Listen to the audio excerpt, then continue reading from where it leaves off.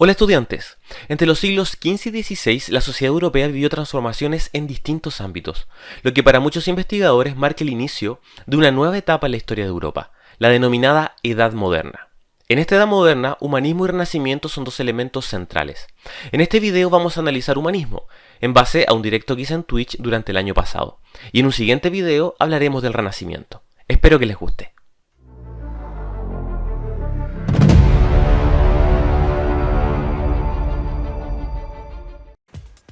¿Qué es el humanismo? Es un movimiento intelectual, es un movimiento que tiene que ver con las ideas, con el pensamiento. Dice que es un movimiento filológico. ¿Qué rayos es eso? ¿Qué es filológico? Siempre nuestra buena amiga, la Real Academia Española de la Lengua, nos permite y nos ayuda cuando no entendemos alguna palabra. Fíjense lo que dice acá. Dice filología, ciencia que estudia las culturas tal como se manifiestan en su lengua y su literatura. En su lengua y en su literatura. Entonces, este movimiento que es el humanismo tiene mucho que ver con el análisis de un idioma, el análisis de idiomas, del lenguaje, de la literatura. Entonces, filológico. Literario. Fíjense que nuevamente tiene que ver con la producción escrita, el humanismo, con analizar lo que otros escribieron. E histórico, es decir, análisis de la historia, que se desarrolló entre los siglos XIV y XVI.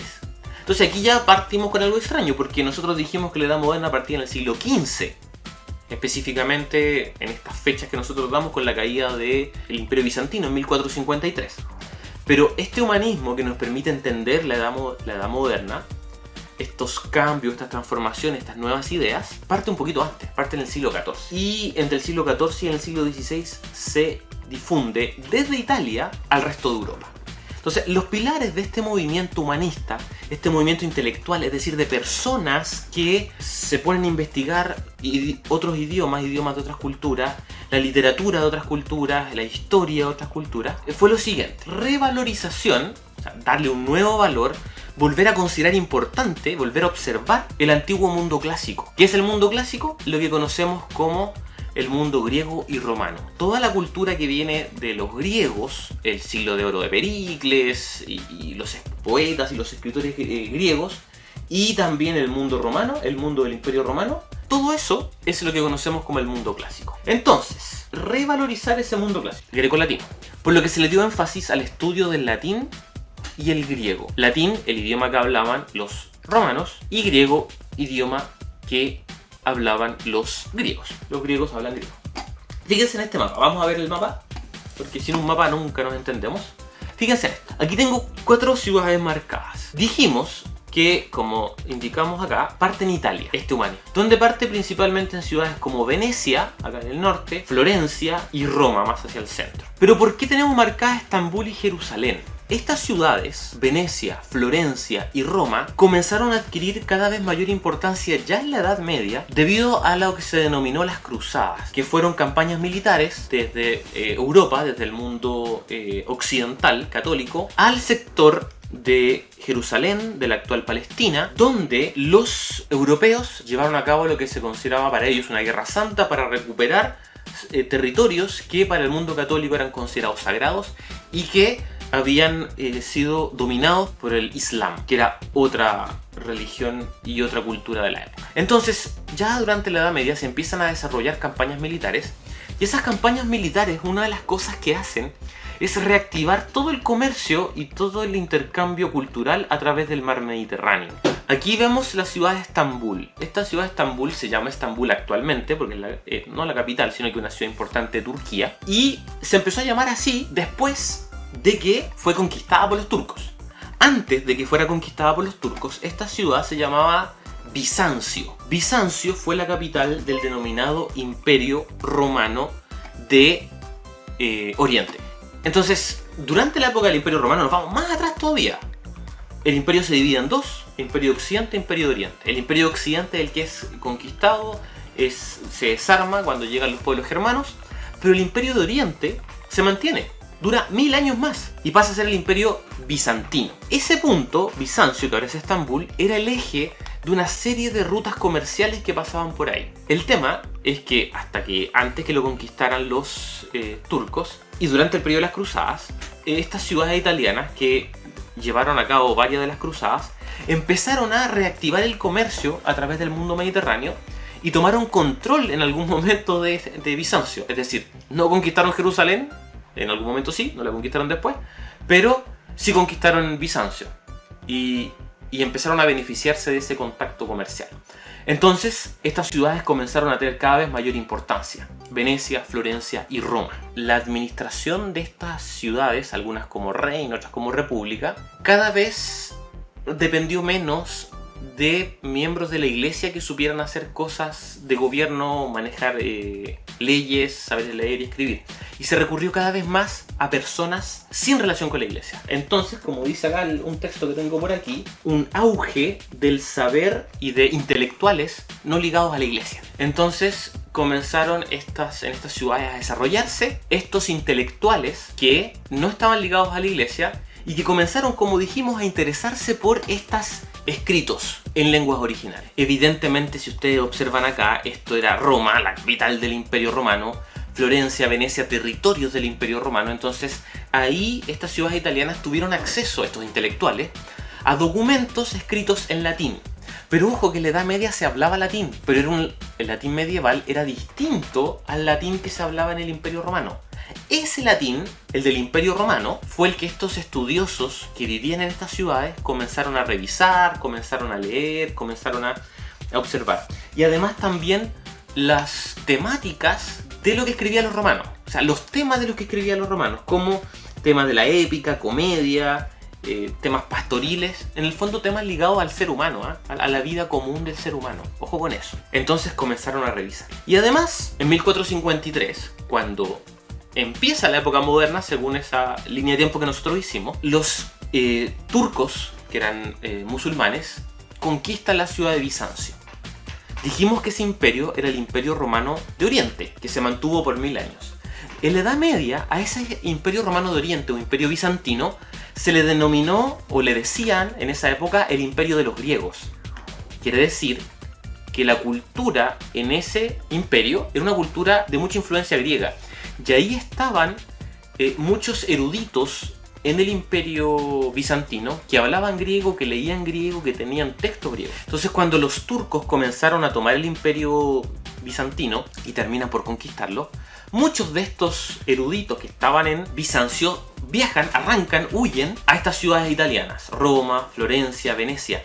Entonces se empieza a observar una revalorización, se empieza a leer nuevamente textos en latín del mundo romano y textos griegos del mundo helénico o de Atenas fundamentalmente, y otros sectores del mundo griego. Entonces, revalorización del mundo clásico, fundamental para entender este movimiento humanista. Y por eso mucho se habla o se piensa en el concepto de renacimiento, porque lo que ellos plantean es que renace esa cultura de los griegos, esa cultura de los romanos, porque ellos piensan que la traen de vuelta. Y fíjense en esto, dice una exaltación del ser humano. Una exaltación del ser humano. Esa también es una idea clave del humanismo. Revalorización del mundo grecolatino y exaltación, o sea, darle importancia a la figura del ser humano, colocarla en el centro. Y de ahí viene el concepto de antropocentrismo, que probablemente en algún momento voy a hablar de eso.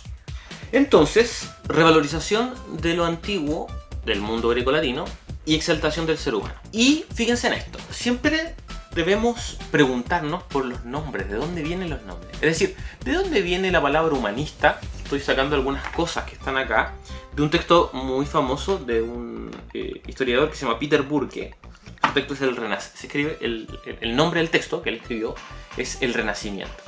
Y es lo que plantea, y es lo que nos explica en este texto, es que la palabra humanismus, como humanismo, se usa mucho en el siglo XIX, ahí es como que se empieza a hacer famoso. Pero humanista, hablar de humanista, es una palabra que ya existía en el siglo XVI, siglo XV, ya existía en el siglo XV. Entonces, ¿qué era un humanista? En las universidades de la época, recuerden que las universidades se crearon en el mundo medieval, los estudiantes designaban con el término humanista al profesor que hacía un curso que se llamaba Studia Humanitatis. Entonces al profesor que hacía los Studia Humanitatis le decían humanista. ¿Y qué eran los Studia Humanitatis? Era un conjunto de 5 disciplinas: gramática, retórica, poética, historia y filosofía moral. La pregunta es, ¿por qué se consideraba que eso era humano? ¿O por qué era eso humanista? Bueno, según la época, según lo que se pensaba en esa época, esas disciplinas eran humanistas porque perfeccionaban al ser humano. Y la idea fundamental era que el hombre se diferencia de los animales, en primer lugar, porque sabe hablar. Por lo tanto, puede distinguir el bien del mal. Entonces, si lo que diferencia a los hombres de los animales es el hablar, por eso la gramática y la retórica, que tienen que ver con la capacidad de hablar, de escribir, de expresarse, es tan importante. Ahí empezamos a entender por qué a ellos les interesaba mucho estudiar los escritos, los textos de otros pueblos, porque era un movimiento filológico. Y además, dice, la historia y la poesía, que eran los otros estudios, se fijan, historia y filosofía y poética, historia y poética, se consideraban hasta cierto punto como una ética aplicada. ¿Por qué decimos esto? Porque enseñaban, en la medida en que veíamos los poemas y la historia, nos permitían que las personas que estudiaban eso seguir los buenos ejemplos que nos entregaba la historia o los poemas y rechazar los malos ejemplos. Entonces estos estudios iban perfeccionando al ser humano. Y fíjense esta imagen, aquí viene la imagen del costado, porque esta imagen muestra lo que este dibujo lo hizo un humanista del siglo XVI que se llama Charles, se escribe Bourges, no se lee así, estoy seguro, algún profesor de francés debe estar retorciéndose en este momento. Y fíjense, aquí estoy leyendo a Peter Burke porque le explica esto. Dice, según este diagrama hay 4 niveles de existencia. ¿Se fijan que esto es como una escalerita? Ahí están los 4 niveles de existencia. Y esos son: existir como una piedra, ahí está Petra, existir; vivir como una planta, un segundo escalón, vivir como una planta. Después dice sentir como un animal, otro nivel, y ahí está el caballo. Y entender como un hombre. Entonces le daban mayor importancia al entender que al sentir. Y estos grados de existencia se correspondían con 4 tipos de ser humano que están al otro lado, fíjense. El haragán, el que no hace nada, el perezoso si se quiere, que sería como una piedra. El glotón, fíjense que la persona está comiendo, que sería como el que vive. El vanidoso, que sería el que siente. Y finalmente el intelectual. Entonces el intelectual está al nivel del hombre. ¿Qué quiere decir? Que la humanidad es perfectible, o sea que se va desarrollando, porque pasa del haragán, el glotón, el vanidoso, el intelectual, se puede avanzar en esta escalera. Pero solo el humanista, solo el que piensa, el que entiende, el que estudia, es verdaderamente humano. Para ser humano hay que pensar, hay que usar la razón. Otra de las características de este Studia Humanitatis es que los humanistas le daban mayor importancia a la contemplación que a la acción. Es decir, lo que nosotros entendemos como ciencia, que tiene que ver con observar, pero con experimentar, con hacer cosas, con hacer experimentos, no era tan importante para estos humanistas. Sí, más importante el intelecto, el pensar, el razonar. Pero nosotros dijimos que iba a haber una revolución científica más adelante. Y sí, ¿por qué? Porque estos humanistas les interesaban los textos griegos y romanos clásicos. Y a través de esos textos se empezaron a interesar por textos de matemáticas, de medicina, de astronomía y bueno, astrología también. Y a partir de ese interés por esos textos de matemática, astronomía, va a ir surgiendo posteriormente esta revolución científica, esta ciencia moderna. Entonces dijimos que el humanismo centraliza en el ser humano y en su capacidad de pensar, de razonar, de perfeccionarse, y interés en la lengua y en la escritura, en el idioma clásicos del mundo antiguo, mundo griego, mundo romano, latín clásico, griego clásico. En una primera etapa, por decirlo así, este interés fue fundamentalmente de leer sus obras, fundamentalmente centrarse en estas temáticas humanas. Recuerden que el humanismo coloca al ser humano en el medio. Estos temas de la escritura del mundo romano que tenían que ver con el ser humano, con el mundo pastoril, con la épica, con los héroes, les interesó mucho eso. Pero en una segunda etapa, en la medida en que se fueron volviendo más hábiles en este estudio de los idiomas antiguos, comenzó a haber una crítica a las versiones de algunos textos que habían llegado en el latín del mundo medieval. No, ojo, en esto hay que ser claro, no criticaron necesariamente al texto. Por ejemplo, aquí se habla de que algunos textos, como Aristóteles o como el Nuevo Testamento bíblico, la Biblia, a eso se refiere, comenzaron a ser leídos en los idiomas originales. Porque hasta esa fecha lo único que había eran copias en latín medieval, y en base a ese latín medieval interpretaban a Aristóteles o a la Biblia. Pero estos humanistas, estos intelectuales que aprendieron el latín clásico del mundo romano y fundamentalmente aprendieron griego, comenzaron a leer tanto a Aristóteles como a la Biblia, el Nuevo Testamento, en el griego original. Y al hacer esto, comenzaron a levantar o a criticar a las autoridades de la época, principalmente a la Iglesia Católica.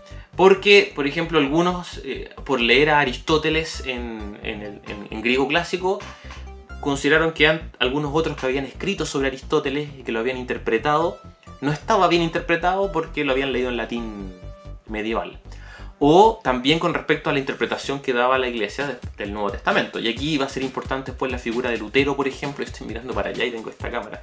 A la figura de Lutero, que tiene que ver con la reforma religiosa y cómo buena parte de la reforma tiene que ver con que él, gracias a todo este desarrollo del humanismo y del análisis de los textos, entendió que la interpretación que daba la Iglesia no correspondía con lo que él consideraba que era la interpretación correcta de la Biblia.